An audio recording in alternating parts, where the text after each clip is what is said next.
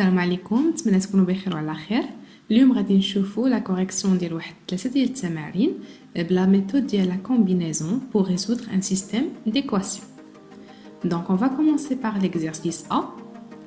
On a un système composé بجوج les équations. الاولى فيها -4x plus y égale -2 والثانيه 2x plus 3y égale 8. قلنا la méthode de combinaison كنختار un inconnu soit x soit y ونكتبو fonction ديال لوطر inconnu. في هاد l'exercice هذا اختاريت انني نخدم y.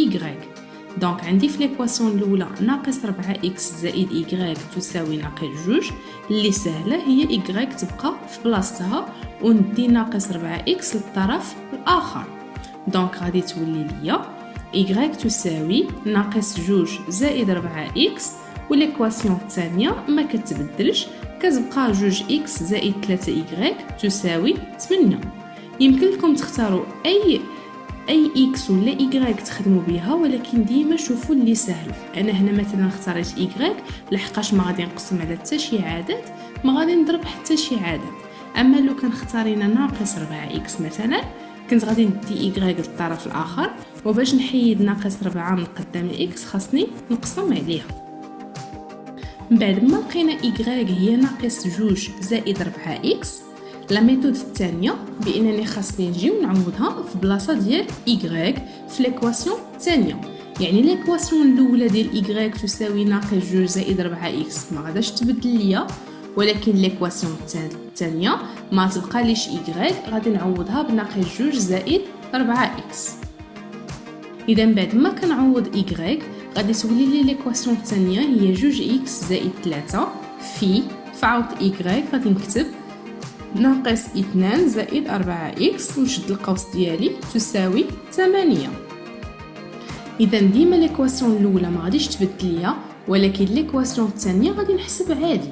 اذا ليكواسيون الاولى ما غاديش نقيس فيها ليكواسيون الثانيه 2x زائد 3 غادي نشرها اذا تعطينا 3 في ناقص 2 زائد 3 في 4x تساوي 8.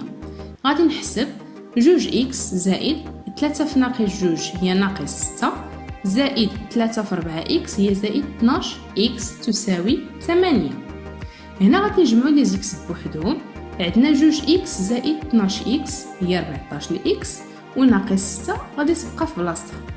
من بعد غادي تبقى لنا 14x ولكن ناقص 6 خصني نديها عند 8. ناقص 6 باش تمشي للطرف الثاني غتولي زائد 6. اذا غتعطيني 8 زائد 6 هي 14 وبالتالي كنحصل على واحد المعادله اللي هي 14x تساوي 14. اخر مرحله يعني خصني نلقى x تساوي يعني داك 14 اللي قدام x عندي 14x هي 14 مضروبه في x. عمليه الضرب كتولي قسمه يعني تولي لي x هي 14 على 14 لتصبح النتيجه اللي هي x تساوي 1.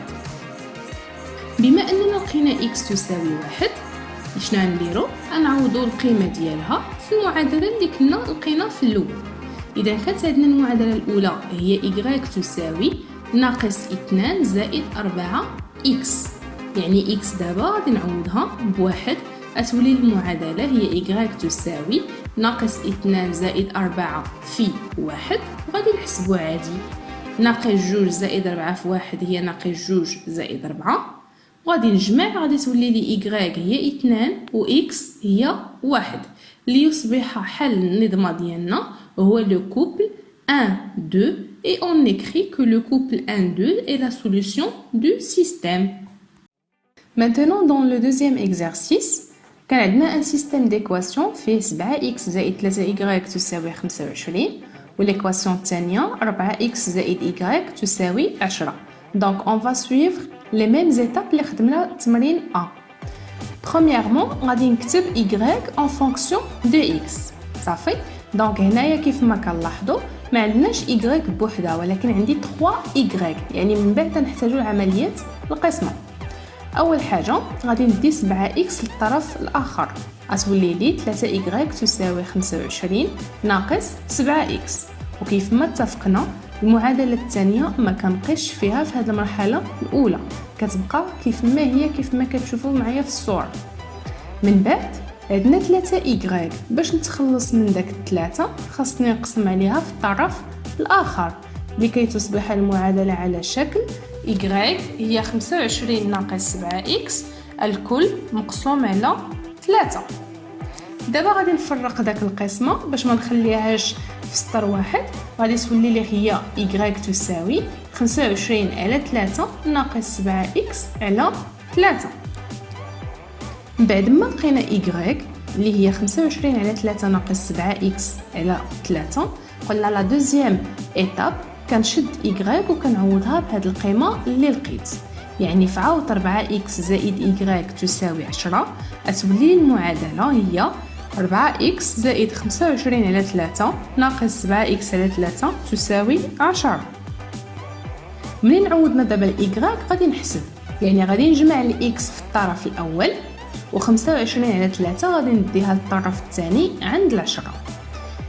4 إكس المقام ديالها هو 1، وكنلاحظوا بأن ناقص 7 إكس المقام ديالها هو 3، يعني ضروري من توحيد المقام. لهذا غادي نضرب 4 إكس في 3 في البسط والمقام، غادي تولي لي هي 3 في 4 إكس مقسومة على 3 ناقص 7 إكس على 3. أما بالنسبة للطرف الآخر اللي هو 10 ناقص 25 على 3 حتى هو خاصني ندير له توحيد المقام.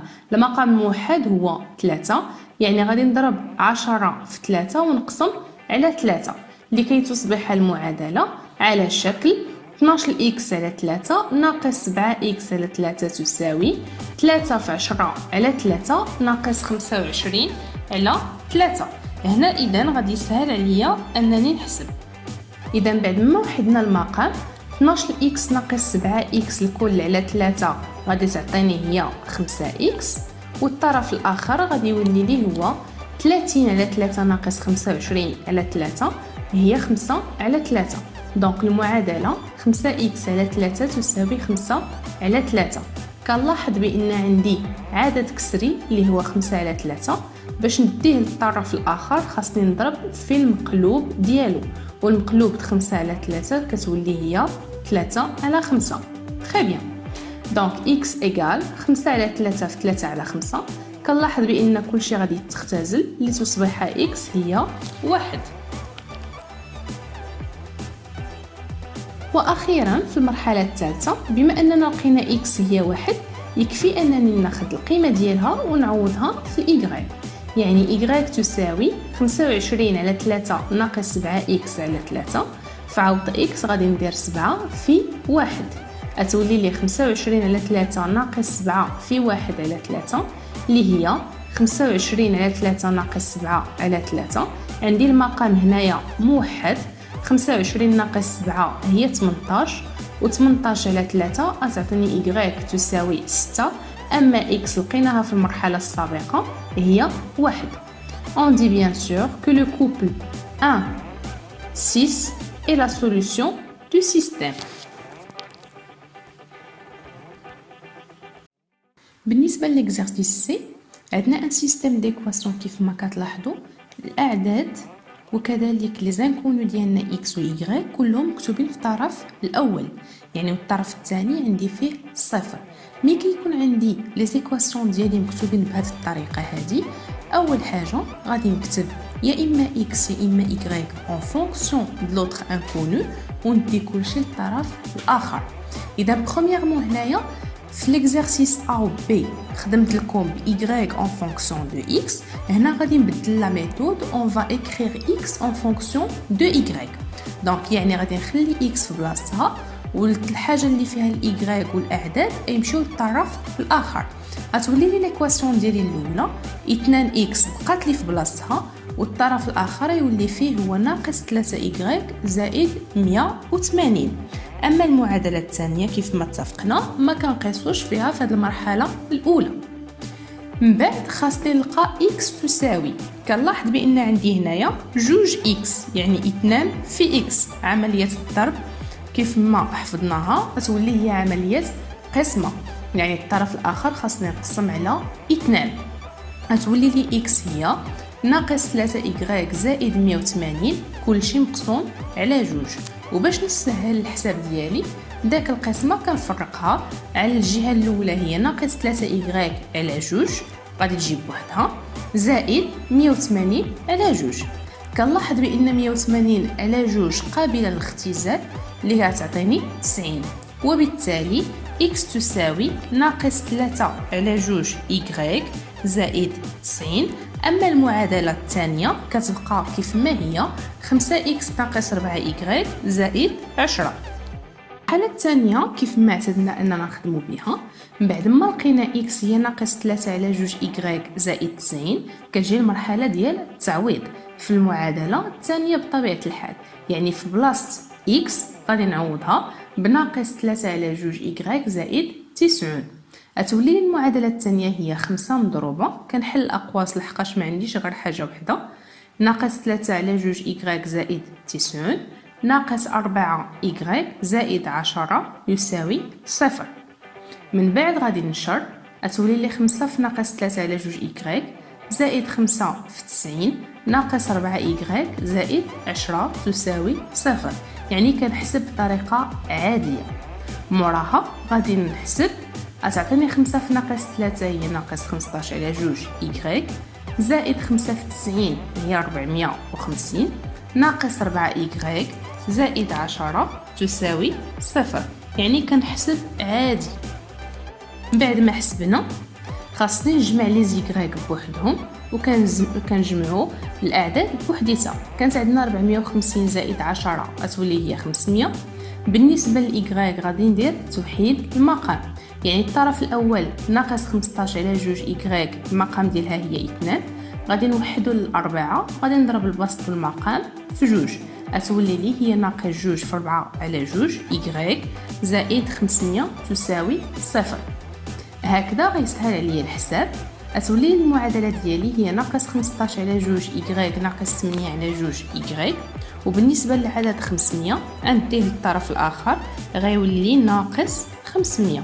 كنذكر بأن إلا دينا عدد من طرف إلى طرف فكنغير الإشارة. دابا غادي نجمعو لي زيكغيك. ناقص 15 ناقص 8 هي ناقص 23 على جوج إيكغيك تساوي ناقص 500. واخا يجيكم شي عدد ما كيتختزلش ما عندناش إشكال. صافي كنكملو الحساب ديالنا. ناقص 23 على جوج إيكغيك تساوي ناقص 500. عندنا عدد جذري، يعني باش نحولو للطرف الآخر أيولي نضربو في مقلوب العدد. مقلوب ناقص 23 على جوج هي ناقص جوج على 23.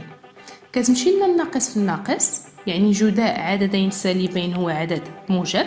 500 في جوج هي 1000 على 23، يعني إيكغيك لقيناها هي 1000 على 23. المرحلة الموالية شنو هي؟ هي غادي نشدو داك الإيكغيك ديالنا اللي لقينا وغادي نعوضها في المعادلة الأولى. إيكغيك ديالنا كانت هي 1000 على 23، يعني في بلاصة الإيكغيك شنو غادي نكتب؟ 1000 على 23. تري بيان. أتولي لنا إكس هي ناقص 3 على جوج مضروبة في 1000 على 23 زائد 90، وبالنسبة لإيكغيك غادي تبقى كونستانت يعني ما كتبدلش. كنلاحظوا هنايا بأن يمكن لي نختزل 1000 مع الجوج. صافي، يعني 1000 على جوج شحال كتعطينا؟ هي 500. ولا كتفكو كتقول 1000 هي 500 على جوج وكنختزلو بالعدد 2. غتولي لي اكس ديالي هي ناقص 3 على 1 لحقاش اختزلت بجوج مضروبة في 500 على 23 زائد 90. غنحسب عادي. إكس تساوي ناقص 3 في 500 هي ناقص 1500 على 23 زائد بطبيعة الحال خصنا نوحدو المقام باش نجمعو 90 المقام ديالها 1 غنضرب في 23. غادي تولي لي المعادلة من بعد ناقص 1500 على 23 زائد 90 في 23 كتعطينا 2070 على 23. وفي الأخير كنحسب عادي. 2070 ناقص 1500 كتعطينا 570 على 23، وهو عدد غير قابل للاختزال كيف ما إيكغيك هي 1000 على 23. وهكذا كنكون حصلت على زوج الإحداثيات 570 على 23 و1000 على 23 وكنقول بان هذا لو كوبل هذا هو لا سوليوشن ديال لو سيستيم ديالنا. جيسبر بيان تكونوا تبعتوا هذا زيكزارسيس، ومن الاحسن انكم تعاودوا تخدموهم بوحديتكم، ولا كانت شي صعوبه رجعوا للفيديو، ولا مرحبا بلي كومونتير ديالكم نجاوبكم بكل سرور.